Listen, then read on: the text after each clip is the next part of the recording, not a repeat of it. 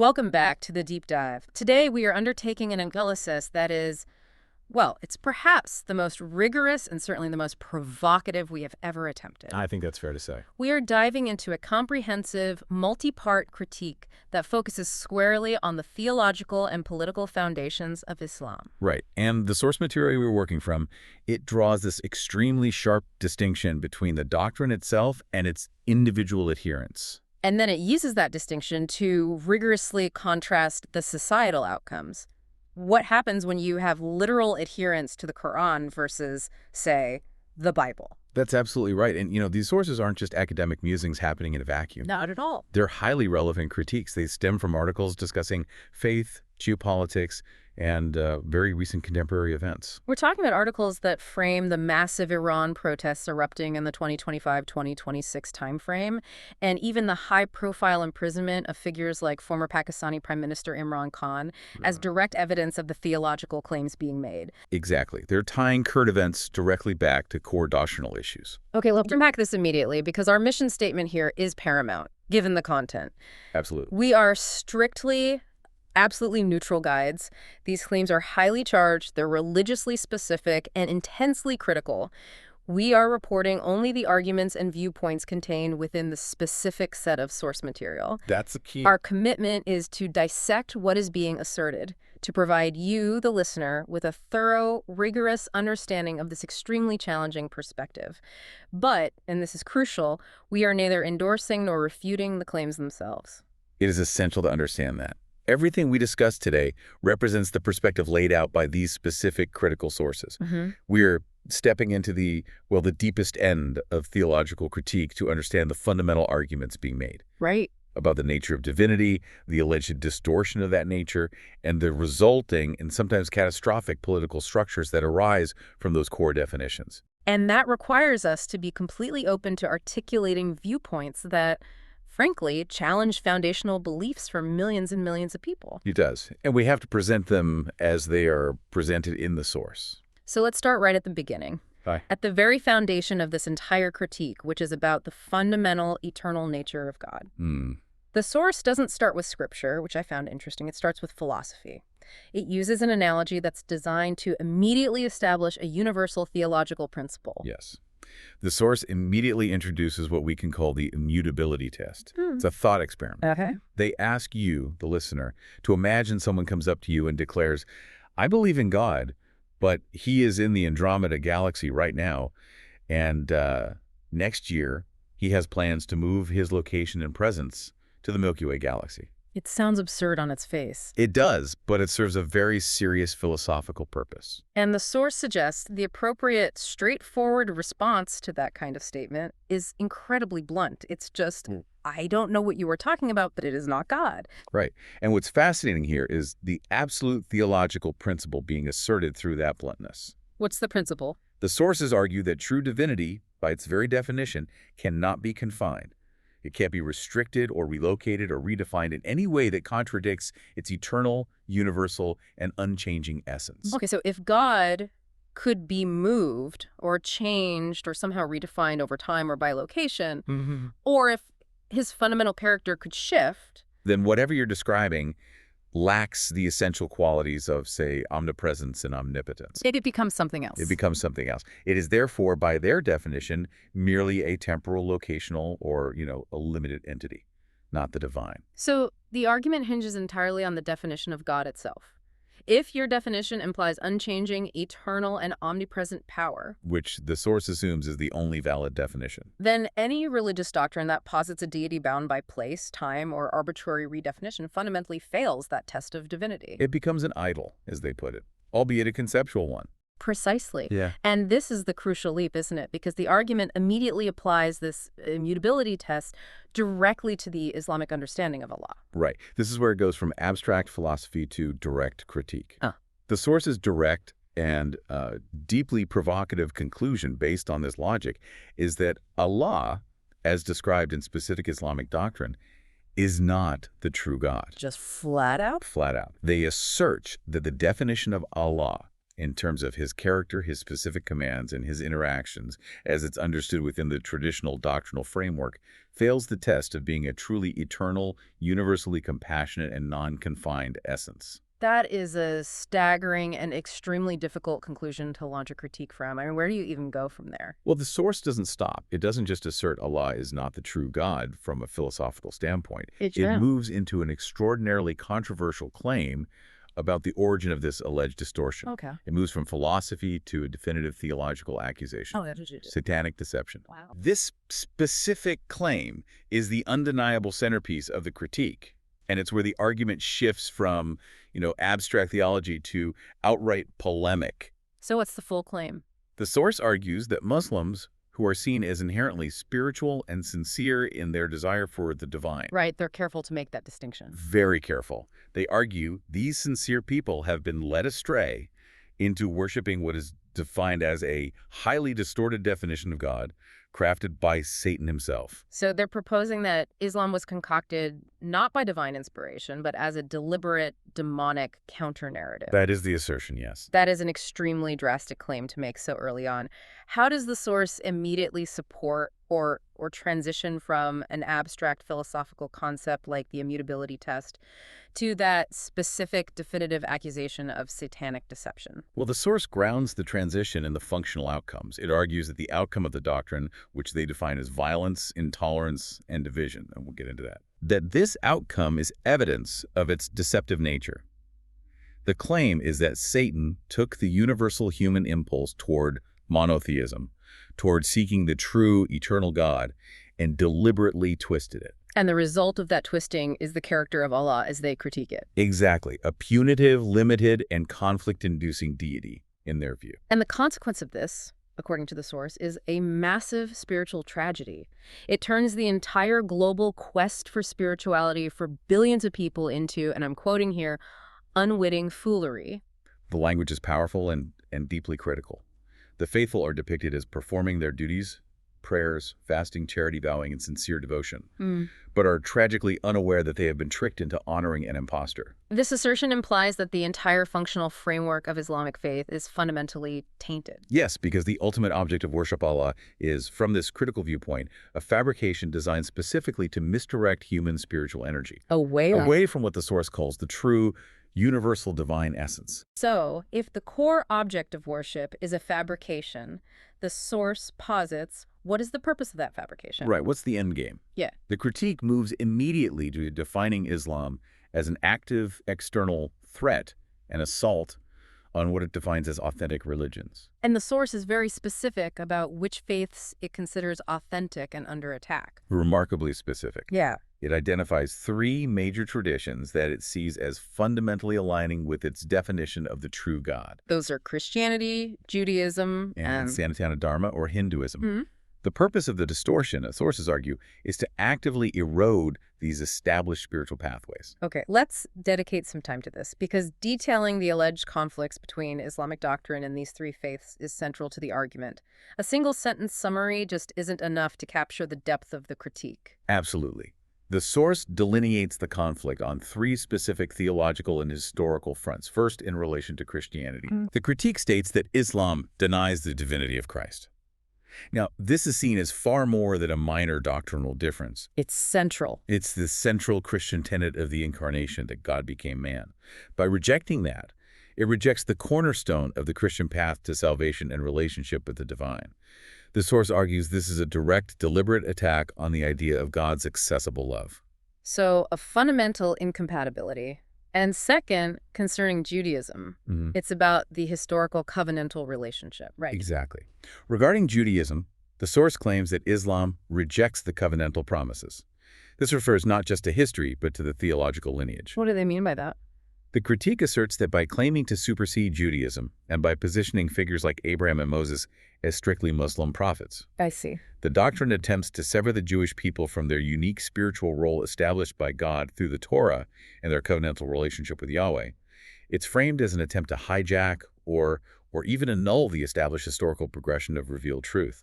And the third one, the clash with Sanatana Dharma, or Hinduism, a faith rooted in such diverse, cyclical, and deeply philosophical traditions. How does the source frame that conflict? This clash is described as challenging the eternal truths of Sanatana Dharma. The source implicitly focuses on the massive gulf between Islam's strict, singular, and often anthropomorphic monotheism Right. and the Hindu concept of Brahman, the ultimate reality that is unitary but manifest in countless forms. Polytheism in practice, but monism in philosophy. A good way to put it. The critique argues that Islamic doctrine fundamentally condemns many Hindu practices, like the use of murderous idols or statues in worship, and rejects the deep philosophical ideals surrounding karma, reincarnation, and the diverse paths to spiritual liberation or moksha, Viewing them instead as unforgivable polytheism. shirk. The source then uses these specific conflicts to contrast the foundational principles of these authentic faiths with those of Islam. What is the key difference highlighted beyond just the doctrine itself? It's about the method of belief. The source argues that the authentic faiths, Christianity, Judaism, and Sanatana Dharma, fundamentally emphasize principles like peace, profound introspection, intellectual search for truth, and most importantly, voluntary adherence. True conversion has to come from within. It must come from internal conviction, they argue.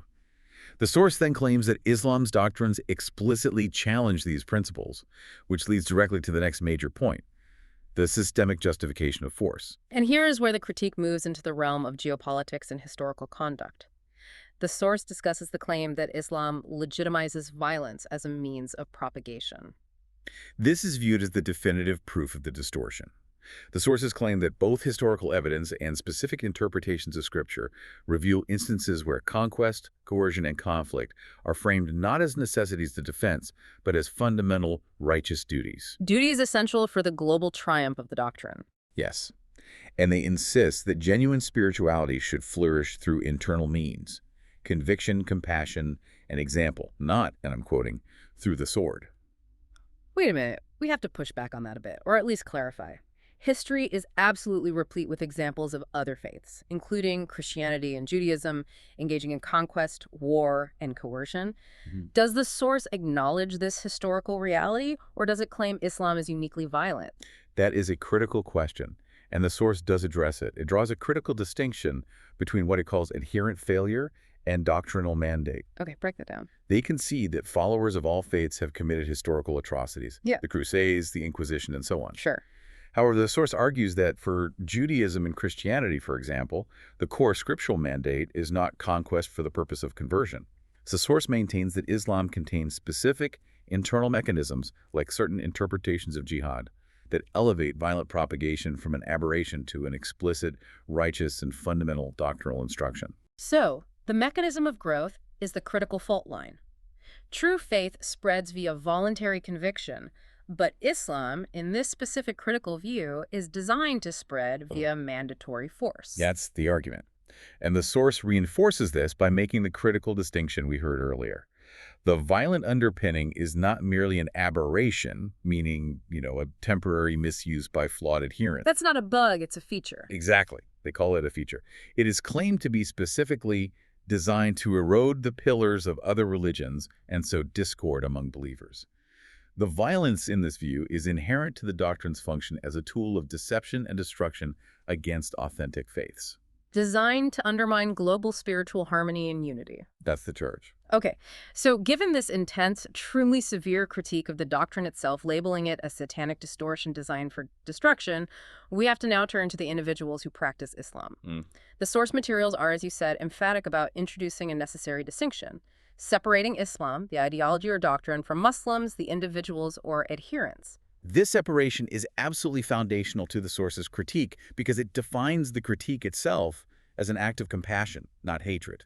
It's presented as a moral imperative. Yes, it provides a pathway for what they would call compassionate criticism. The source immediately draws upon that famous principle from Christianity: hate the sin, but not the sinner. That analogy is used very deliberately. Precisely.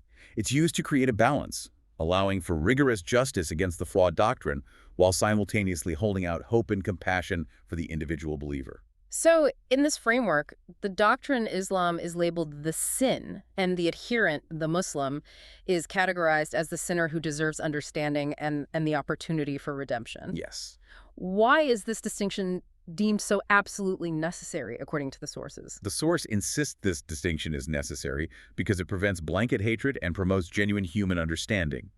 Muslims are explicitly viewed not as inherently evil or guilty, But as victims. as victims of deception who are in search of truth but have been tragically led onto a distorted path. By separating the two, one can criticize the ideology with, surgical precision without vilifying the vast, diverse population of individuals who practice it. It shifts the blame. It shifts the blame entirely away from the sincerity of the worshiper and places it squarely on the deceptive nature of the object of worship. And this allows the critique to immediately deepen the discussion on the alleged distortion of Allah, maintaining that the fault lies entirely with the image being worshipped, not the heart or inherent spirituality of the worshiper. Correct. Let's return to the source's contrast between what it calls the true God and Allah. Okay. The true God, according to the source, possesses these fundamentally immutable universal attributes. Omnipresent, meaning everywhere at once, limitlessly compassionate, and eternal, without beginning or end. And this divine power is presented as fundamentally one. One, yes, but manifesting in various forms understood by other authentic religions, like the triune God in Christianity, Yahweh in Judaism, or Brahman in Sanatana Dharma. So, what about the source's detailed portrayal of Allah? How does that portrayal conflict with this universal, immutable definition they've set up? The critique depicts Allah as defined in specific aspects of the Quran and Hadith as a profoundly distorted picture. It's described as strict, overwhelmingly punitive, and crucially, a limited entity. Limited in what way? Functionally limited. It limits the view of humanity, it demands specific exclusive allegiance, and it creates conflict with all other beliefs. This portrayal is seen as presenting a narrow viewpoint that actively divides humanity and encourages antagonism, rather than encompassing a universal unifying truth that embraces all creation. The conclusion here is incredibly pointed then. It's arguing that billions of Muslims genuinely believe they are worshiping the true God. Yes, with sincere hearts. But the sources assert that they are actually worshiping a shadow and image that is far from the true divine. It frames the entire religious experience as a tragedy of mistaken identity and deliberate misdirection. And because the distortion is claimed to be deliberate, a deliberate misguidance, the focus remains intensely on liberating the individual from this deceptive framework. So the compassion offered to the individual is a direct consequence of viewing them as a victim of a spiritual scam, not a willing participant in the system's flaws. That's the logic. This brings us to the capacity of the adherent. Despite the alleged deception, the source maintains a strong belief in the universal human element, this capacity for the divine that exists within every Muslim, independent of their doctrine. Yes, and this is a vital counterpoint to the severity of the theological critique. The source reiterates that Muslims, like all humans, are inherently spiritual beings with the capacity to reach the true God. They're seeking meaning, connection, and eternal truth just like anyone else. The argument is that the desire for truth and connection is innate, a universal human spark. Exactly. But the specific doctrinal path they were directed down is the singular obstruction. So, what does the source suggest for Muslims once they are hypothetically freed from Islam's shackles? Where do they go? The sources outline that these individuals, once liberated from the restrictive and distorted image of Allah, would naturally be free to explore other authentic paths. The critique specifically mentions accessing the unconditional forgiveness exemplified by Christianity, seeking the wisdom and justice enshrined in Judaism, or aligning with the profound eternity and philosophical depth of Sanatana Dharma. The idea is that once the distorting framework is removed, the individual's inherent spiritual capacity can find alignment with the true universal divine essence. Which the source insists is based on unconditional love, intellectual freedom, and ultimate unity. Right. Now, we need to address the universal human element that complicates every faith discussion: hypocrisy. The source is very careful to note that human failure, or hypocrisy, is a flaw that transcends all faiths. It's not unique to Islam. And this is where the argument becomes complex, because the source draws a major distinction between hypocrisy in other faiths and the system failures it attributes to Islam. This point is critical for maintaining the logical consistency of the source's argument, especially when contrasting doctrine and adherence. How so? The source acknowledges that hypocrisy is everywhere. It is not unique to Muslims. This is attributed to human frailty, not doctrinal failure in those specific authentic faiths. It calls this the eternal internal battle between virtue and vice, where free will allows people of all faiths to fall short of their own sacred texts. Can you give us the striking examples the source uses to illustrate this human frailty within those authentic traditions? Certainly. In Christianity, the source points out that adherents may preach the core message of forgiveness and grace while still harboring deep, long-standing grudges or engaging in self-righteous judgment. A clear divergence from the Sermon on the Mount. A sharp divergence, yes. In Judaism, the source notes instances where communal or political leaders fail to embody tikkun olam, the repair and restoration of the world, despite the Torah's massive emphasis on justice, ethical living, and social responsibility, or tzedakah. And regarding Sanatana Dharma, the issue of caste, I imagine. Yes. The source points out that Hinduism, despite its profound philosophical ideals of unity in Brahman and non-duality, historically grapples with severe social issues like entrenched caste-based discriminations. These fundamentally contradict the philosophical unity it preaches. And these are all presented as examples of the sinner failing the standards of the doctrine. Exactly. Okay, wait a minute. We need to introduce some friction here, because this sounds like a potential contradiction. The source attributes hypocrisy and systemic failures within Christianity, Judaism, and Hinduism, like caste discrimination, to human frailty. Yet, they attribute violence and authoritarianism in Islam to inherent doctrine. Does the source explicitly address or justify that seemingly significant double standard? Why is the negative outcome in Islam categorized as a feature, but in other faiths, it's just human failure? That is the pivotal question, and the source does offer a specific justification for it. And what is that? The core difference, they argue, lies in the prescriptive nature of the texts when applied to governance and law. The source asserts that while the Bible and Torah offer ethical guidance and moral standards, they do not inherently provide a rigid, monolithic, and absolute legal system, like Sharia, designed to govern every single aspect of state and civil law. So for them, the human failings in the authentic religions are deviations from the text's central message of love and justice. Precisely. They argue the central message is non-prescriptive in a legalistic governmental sense. So for the source, the distinction is about whether the text explicitly mandates the negative societal outcomes when it's literally applied. That's the crux of it.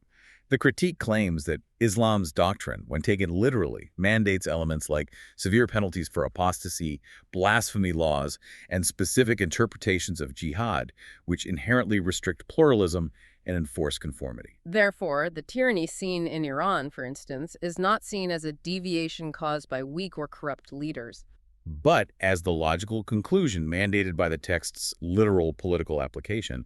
They claim this makes the corruption in Tehran doctrinal, while caste discrimination, for example, is a historical and cultural failing that persists despite the philosophical core of Sanatana Dharma. That distinction deviation versus mandated feature is the absolute engine driving this entire critique. It is.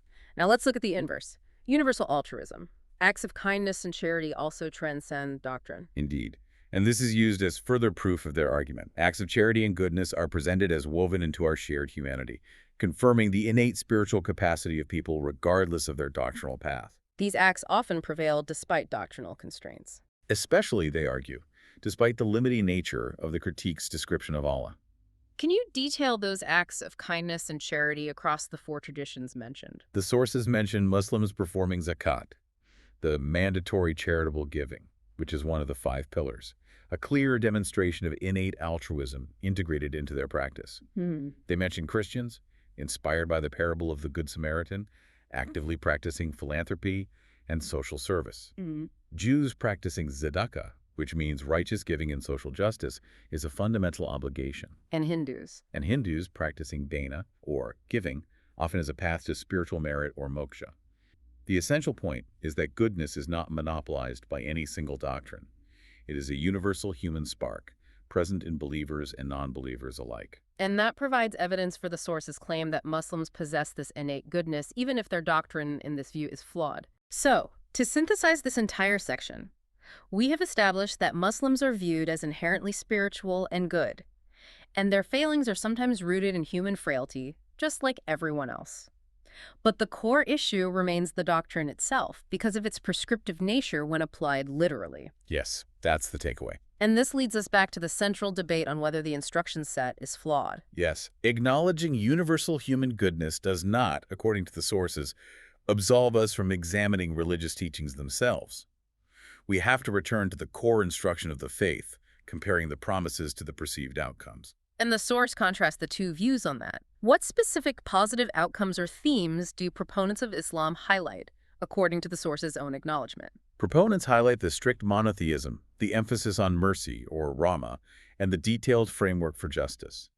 They position Islam as a comprehensive way of life that, when correctly interpreted, fosters moral societies, emphasizing equality before God and mutual community support. And what is the comprehensive critique emphasized by the sources we are reviewing, specifically addressing the literal reading of the texts?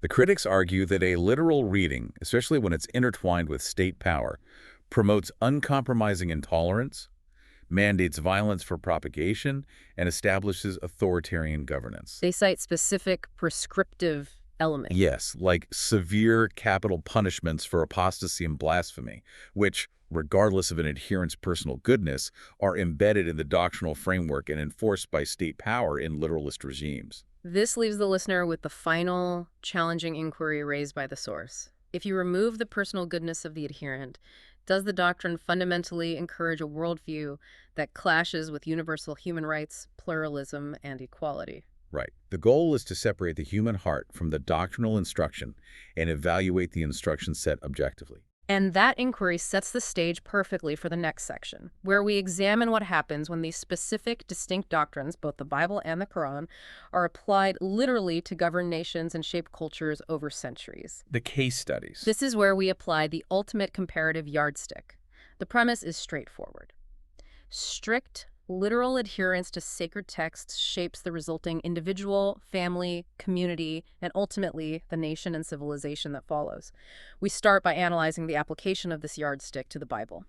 When discussing the Bible, the source acknowledges the deep, historical, and profound influence that its interpretation, particularly its early literal interpretation, has had on Western societies. The sources emphasize that this influence was foundational in fostering strong moral frameworks that champion the concept of universal justice, personal compassion, and crucially, human dignity. Derived from that belief that all people are created in the image of God. Precisely. We need to go beyond the generic ethical commandments, though. Let's detail the specific historical and legal examples the sources cite for these positive influences so we can create a robust comparison point. Absolutely. Proponents, whose views are cited in the source, argue that foundational biblical commandments, specifically the Decalogue, the Ten Commandments from Exodus, have profoundly shaped legal systems globally. In what way? These principles, such as the prohibitions against murder, theft, and perjury, were absorbed directly into common law traditions. This established an ethical baseline promoting accountability and human rights derived from a divine standard. And this idea of a divine standard, a higher law, seems to be reflected in the foundational governance documents of the West. That's the key point emphasized by the sources. They note that historical documents like the Magna Carta, signed way back in 1215, reflect these ideals. It established the concept of a law above the king. Which contrasts sharply with systems where the ruler is the source of law. Exactly. The biblical influence, the idea that even a monarch is accountable to divine law, fostered a political tradition that limits secular power and promotes inherent rights. Can we look at examples of how specific narratives within the Bible influence social justice movements? How literal readings spurred reform rather than just stagnation? That's a great point. The sources cite that the biblical narrative of the Exodus, the liberation of the Israelite slaves from Pharaoh in Egypt, became a powerful, often literally interpreted, theological and moral framework. For movements like abolition. Yes, for the abolition of slavery in the 18th and 19th centuries, and later the civil rights struggles in the United States. Leaders like Martin Luther King Jr. drew directly upon Scripture to assert the God-given equality of man. Thus, the source argues, biblical literalism often spurred social progress by reinforcing the inherent dignity of all people. However, the source is completely clear that literalism of the Bible is not without massive controversy and often led to rigid or harmful outcomes. What are the critics' perspectives detailed here? Well, the critics argue that rigid, literal adherence leads to significant societal tensions, particularly when ancient texts conflict with modern empirical science and ethics. Right. The source specifically notes research suggesting that individuals identified as biblical literalists are more likely to view scientific history through a highly skeptical lens, leading to conflicts with well-established empirical findings like evolutionary theory and cosmology. And on the ethical and social front, what are the negative consequences of literalism detailed in the source? The critiques are severe here. Humanists and reformers argue that contradictions within the Bible, specifically outdated moral prescriptions, like passages that appear to support slavery or demand severe social conformity, can perpetuate serious harm if they're enforced literally today. And this has had real-world policy impacts. Yes, the source argues this has historically impacted policy regarding women's rights, created barriers for LGBTQ+ equality, and often hampered sophisticated environmental conservation efforts by prioritizing dominion over stewardship based on literal interpretations of Genesis. So what is the source's final synthesized conclusion on biblical literalism? It sounds like a mixed bag. It's carefully balanced. The conclusion is that while literal adherence has successfully fostered societies with robust ethical backbones underlining accountability, justice, and dignity, it requires contextual adaptation to avoid rigidity. So it's presented as a system that, due to its ethical foundation, has historically allowed for social progress and evolution while maintaining core values. Though it has never been perfect, this inherent flexibility, this ability to evolve interpretation, the source argues, is what distinguishes it from the doctrine they critique next. Which is the Quran. So now we must apply that same meticulous yardstick to the Quran. The text provides guidance on personal conduct, ethics, and governance. What is the ideal outcome cited when the Quran is followed literally according to its proponents? Well, when followed literally and correctly, proponents argue the Quran aims to create a moral self-government, a community where individuals and leaders are strictly accountable to divine precepts. Supporters highlight its potential to lead to highly equitable societies, addressing contemporary issues through a moral lens, things like fair trade, community welfare, and modern bioethics, due to its powerful emphasis on justice, adl, and benevolence, ihsan. That describes a moral, equitable society. But what is the central, critical risk identified by the source when literal interpretations of the Quran are intertwined with state power? The critique is that literal interpretations inherently foster authoritarianism, especially when Scripture is given absolute authority over state apparatuses. Why is that? Scholars noted by the source observe that while Scripture absolutely influences Islamist behavior, political leaders often engage in what they call pragmatic reinterpretation. Meaning twisting the interpretation. Twisting it to serve ends that diverge from the ideals of justice and instead prioritize political control. The prescriptive nature of Sharia is often used to justify the government's absolute power. And what are the resulting negative societal outcomes cited when this rigid political interpretation becomes state law? The sources cite that the outcomes include severe restrictions on personal freedoms, the implementation of highly gendered laws that discriminate against women in things like inheritance and court testimony, and increased conflicts with other faiths due to an intolerance of pluralism. The core danger, they argue, is that this leads to governance that prioritizes control over individual rights and actively divides societies along religious lines rather than unifying them in a common human purpose. The finding here is that while the Quran's ethical application can inspire moral communities, the risk of doctrinal rigidity without interpretive flexibility inevitably results in authoritarian structures. That's the claim. This analysis leads us directly from theory to a specific case study. Iran. The source introduces Iran's Islamic Republic as the epitome of Quranic literalism in governance. Iran is presented as the source's definitive proof, the logical conclusion of the literal political application of the Quran. And this all starts after the 1979 revolution. Yes. Ayatollah Khomeini established the system known as Vilayat Faqih, which means guardianship of the jurist. This system is the practical embodiment of the critique. It fundamentally merges religious authority, specifically that of the supreme leader, with state power. The state claims divine sovereignty by enforcing a literalist interpretation of Sharia law. We need to detail this system because Vilayat Faqih is more than just a figurehead leader. What is the functional mechanism that links religious literalism to political control in Iran? Okay, so the core of the system is the supreme leader, the faqih. He is considered the ultimate authority on all religious and political matters. Functionally, this creates an absolute religious veto over any democratic processes. So Iran holds elections. It holds elections to the presidency and the parliament, the majlis, yes.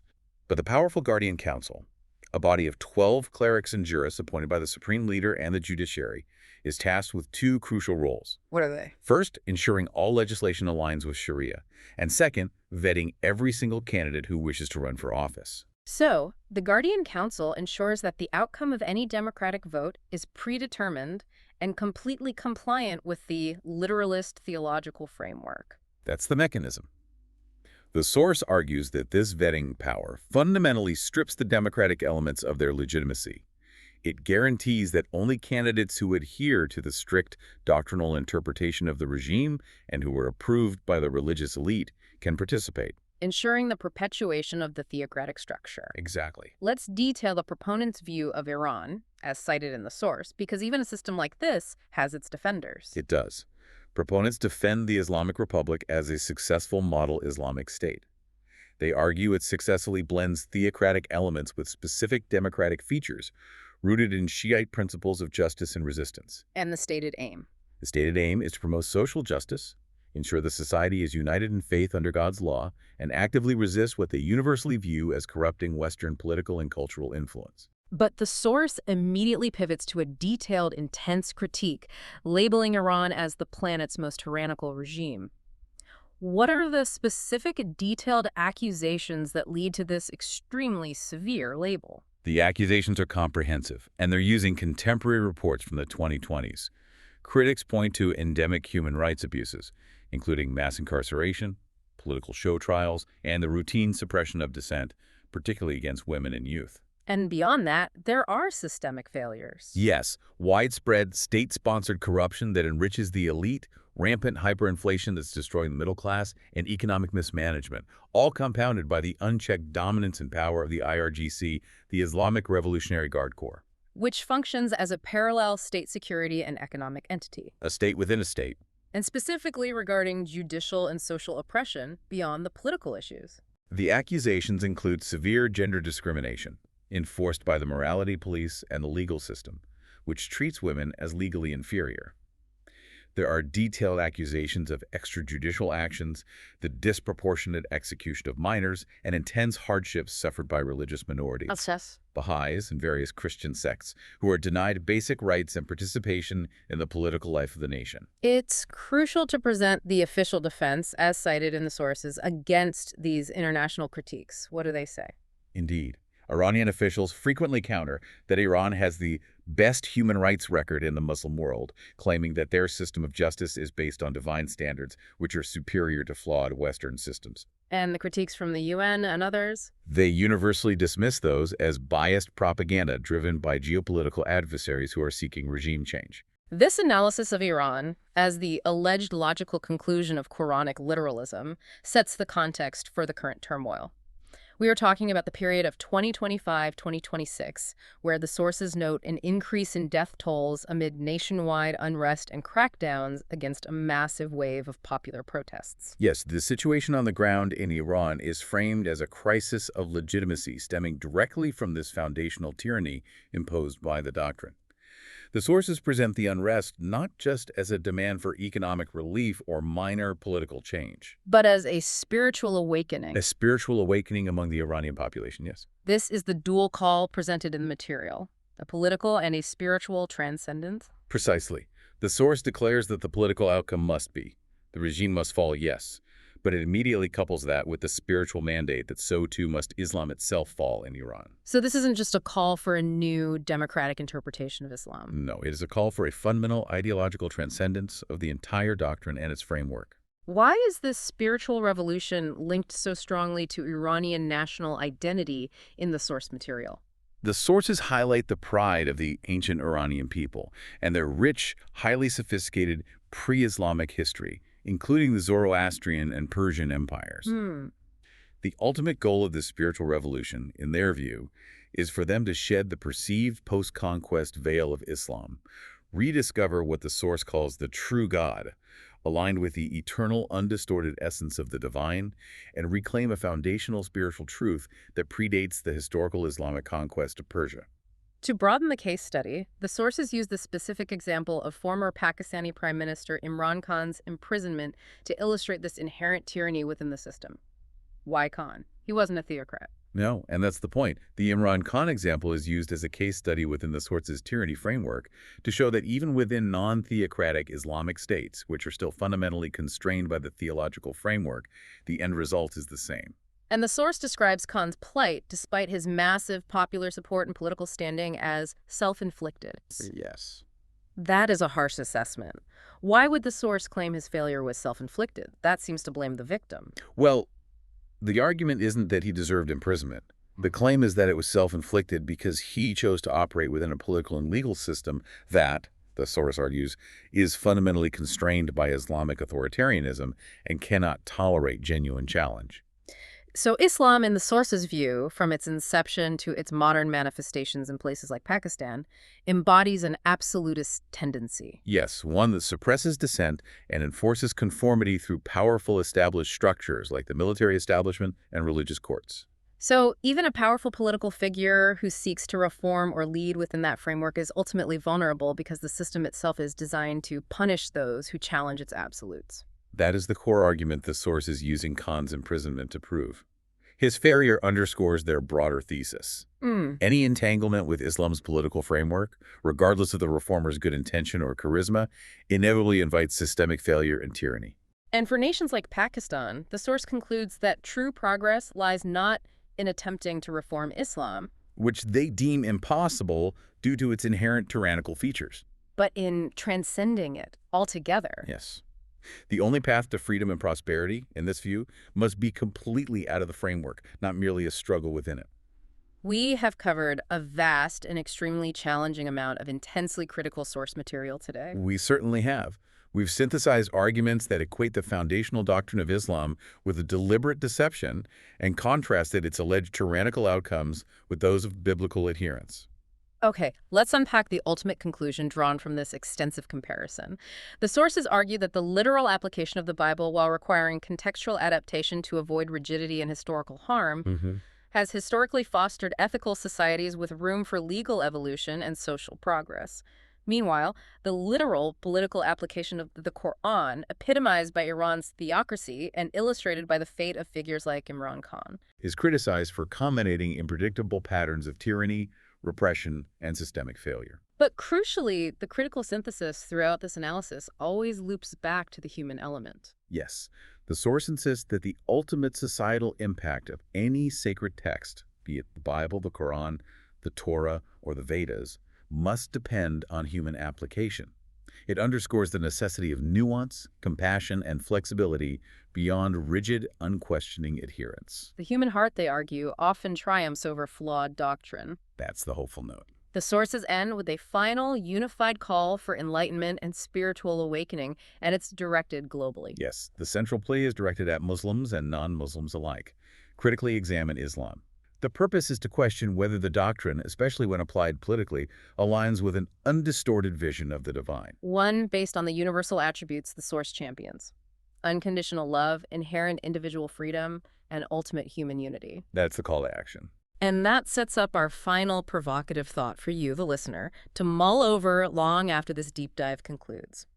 The source suggests that liberation for millions of people caught within these systems begins with a single, internal, courageous question posed by the individual adherent. And that question is, have I been led astray? And if we accept the intense critique that Islam is an inherently tyrannical system, as suggested by the Imran Khan example, where entanglement with the system guarantees punishment and political failure, the question becomes profoundly geopolitical for the societies embedded in this framework. Right. Is the sustainable path forward for nations like Iran and Pakistan the long, difficult road of reformation and internal reinterpretation of the doctrine? Or must it be complete transcendence of the framework altogether? That is the ultimate line of inquiry based on these sources.